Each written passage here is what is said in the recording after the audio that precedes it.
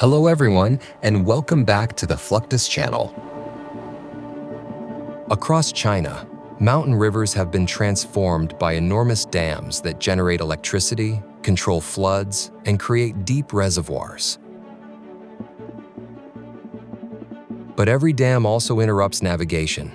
Where ships once followed a continuous river, they can suddenly face a concrete wall hundreds of feet high. Locks can solve part of the problem, but on steep terrain, they may require too much distance. China's answer has often been to build elevators for boats.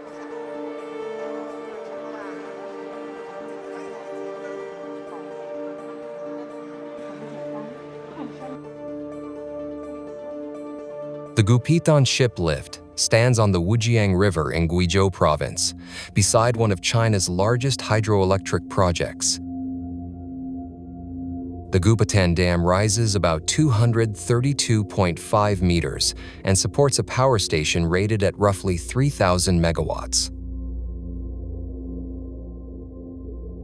To reconnect navigation around this massive barrier, engineers created a multi-stage system using 3 vertical lifts, elevated water channels, and a navigation tunnel.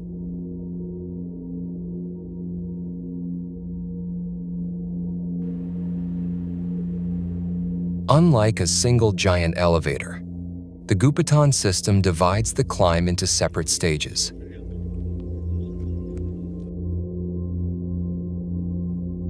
The first vertical lift raises vessels from the lower river to an intermediate aqueduct.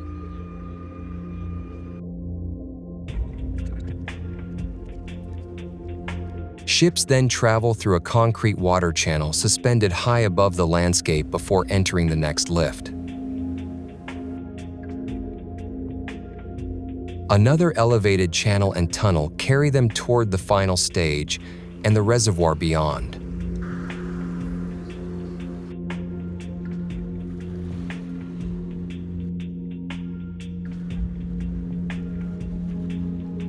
Together, these sections overcome a total elevation difference of about 199 meters.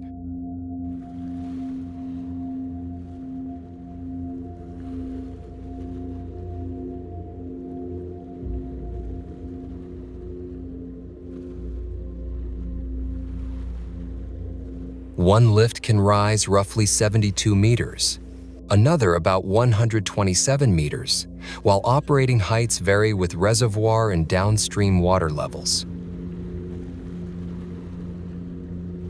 The route was designed for vessels of around 500 tons, allowing commercial boats to bypass terrain that would otherwise block inland water transport. The central feature of each lift is a huge water-filled chamber. A vessel enters through a watertight gate while the chamber floats at the same level as the approach channel. Once the ship is centered, crews secure it and close the gate behind it. Water levels are balanced carefully so that pressure on both sides remains controlled. The chamber then begins moving vertically. Powerful hoisting machinery works with counterweights to reduce the energy needed to lift the enormous combined mass of the steel chamber, water, and vessel. Because a floating ship displaces approximately its own weight in water, the total chamber load changes surprisingly little, whether the chamber contains a vessel or not. This principle makes ship lifts much more efficient than trying to hoist a dry boat directly. As the chamber rises, operators monitor cables, brakes, gates, water levels, and alignment. The movement must remain steady because even small shifts can create waves inside the chamber. At the destination level, locking devices secure the chamber precisely against the next waterway. The exit gate and channel gate open only after their water levels are equalized. The vessel then powers forward into the elevated aqueduct. From inside the wheelhouse, the route looks impossible. A ship is sailing through a narrow canal high above roads, valleys, and construction platforms.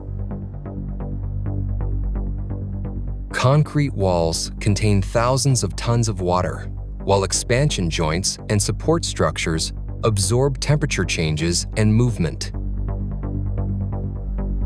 Each stage requires entry, gate closure, water balancing, vertical travel, alignment, and release.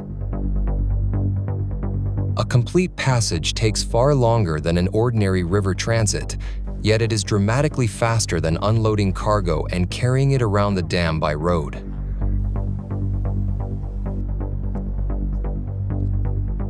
Inside the machinery spaces, motors, drums, control panels, braking systems, and redundant safety equipment work together.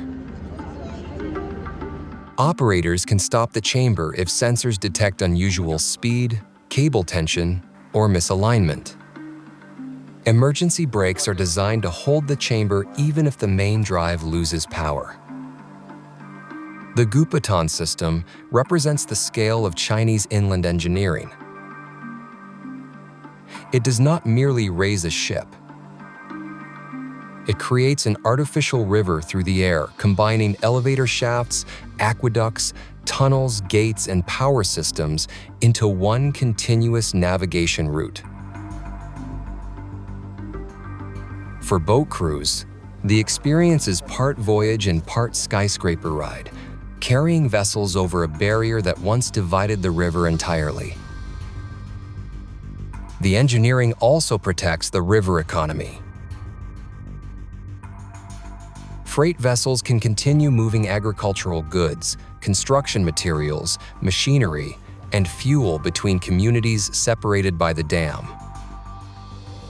Instead of ending navigation, the hydroelectric project now includes navigation as part of its design, proving that even a colossal concrete barrier can become one link in a transportation system. Ship lifts solve vertical barriers, but floating bridges solve a different problem. Crossing wide water, where conventional foundations are difficult, expensive, or disruptive. Instead of resting entirely on piers, these structures use buoyant pontoons to support a roadway or walkway. In Mombasa, Kenya, the Likoni floating pedestrian bridge was built across the Likoni Channel to reduce pressure on the busy ferry crossing.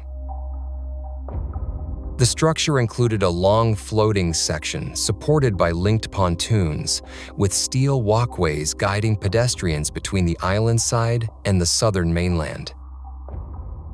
The bridge had to serve people without blocking ships entering and leaving Mombasa port. Engineers therefore included a movable central section that could open a navigation channel. When marine traffic approached, pedestrian movement was stopped. The opening was cleared, and the floating span was moved aside. After the vessel passed, the section returned to position and the walkway reopened.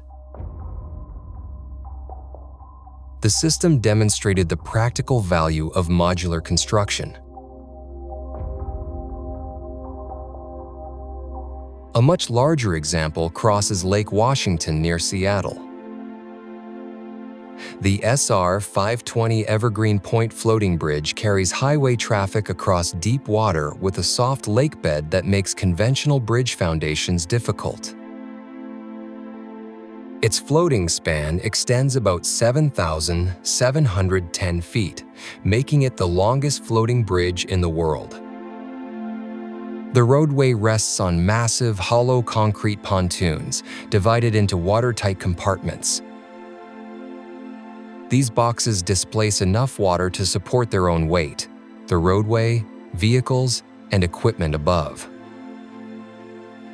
Steel cables connect the bridge to enormous anchors on the lake bed, controlling movement while still allowing the structure to rise and fall with changing water levels. Engineers must constantly manage forces that ordinary land bridges avoid. Wind pushes against the roadway, waves bend connections, temperature changes, expand materials, and traffic creates repeated loading. Sensors monitor water intrusion and structural movement, while maintenance crews inspect joints, pumps, cables, and pontoon interiors.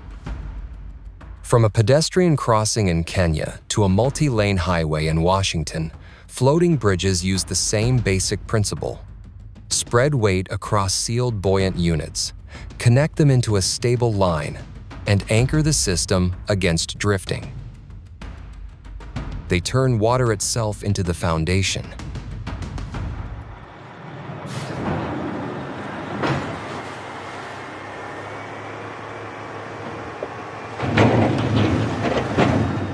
Military forces use floating bridges for a more urgent purpose. Rivers can stop armored units, divide supply routes, and force columns toward predictable permanent crossings.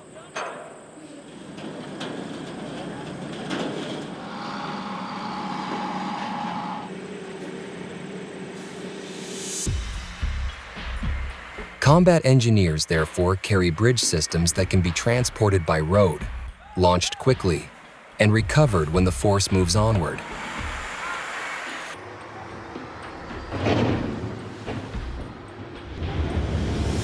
The M3 amphibious rig is one of the most flexible examples.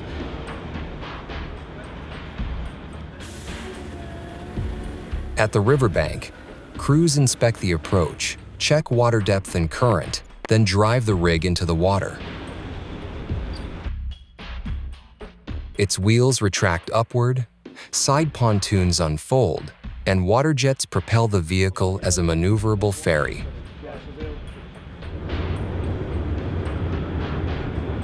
Several M3 rigs can connect side by side to create a larger raft for tanks and armored vehicles. More units can join end to end, forming a complete floating bridge.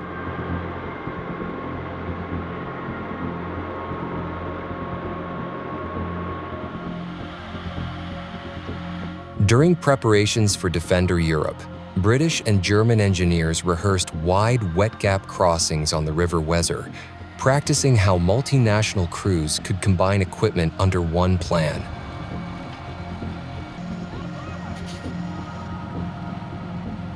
The improved ribbon bridge follows a different method. Bridge sections arrive folded on specialized trucks and heavy-lift helicopters. As it splashes down, hinged pontoons open across the surface and lock into their floating shape.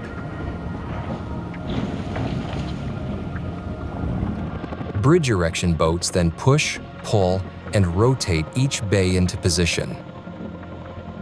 Engineers connect interior bays, add ramp bays at both banks, and secure the assembled bridge with anchors or shorelines.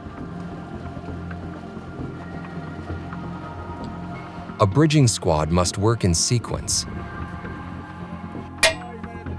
Reconnaissance teams first examine bank slope, soil strength, water speed, width, and underwater obstacles. Safety boats stand downstream, while traffic control teams keep vehicles away until commanders declare the bridge ready.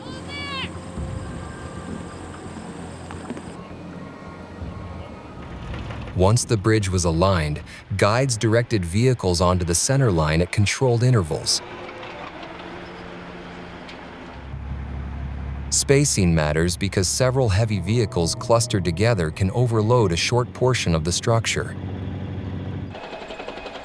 Tanks present the hardest test. An M1 Abrams can weigh more than 60 tons, so bridge classification, current, connection strength, and ramp angle must all remain within limits. As a tank approaches, the driver selects a low speed and follows the bridge guide. The tracks climb the ramp bay, then move across floating sections that settle slightly under the weight. Bridge crews watch connectors, freeboard, alignment, and wave action. The tank continues without sudden steering or braking until it reaches firm ground on the opposite bank.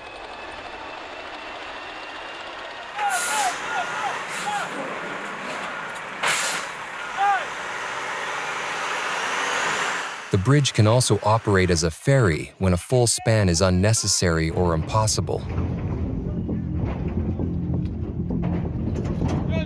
Boats hold several connected bays together. A vehicle drives aboard, and the powered raft crosses independently.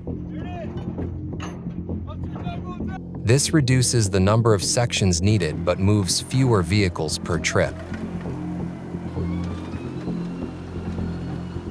Military bridges are temporary, yet their construction demands precision. A misplaced pin, weak anchoring point, damaged pontoon, or poorly prepared bank can interrupt an entire crossing.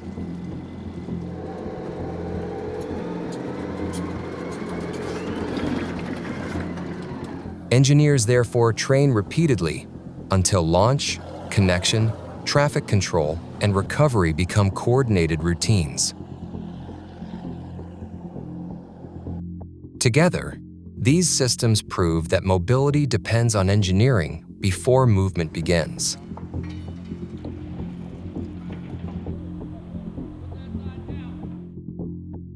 The Gupaton ship lift, civilian floating bridges, and military ribbon systems solve different versions of the same challenge. One raises vessels over a dam, another carries communities across deep water, and the third moves combat power across rivers where no bridge exists.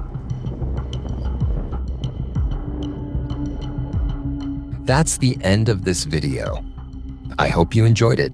Make sure to subscribe to this channel so you don't miss any of our new content. See you next time.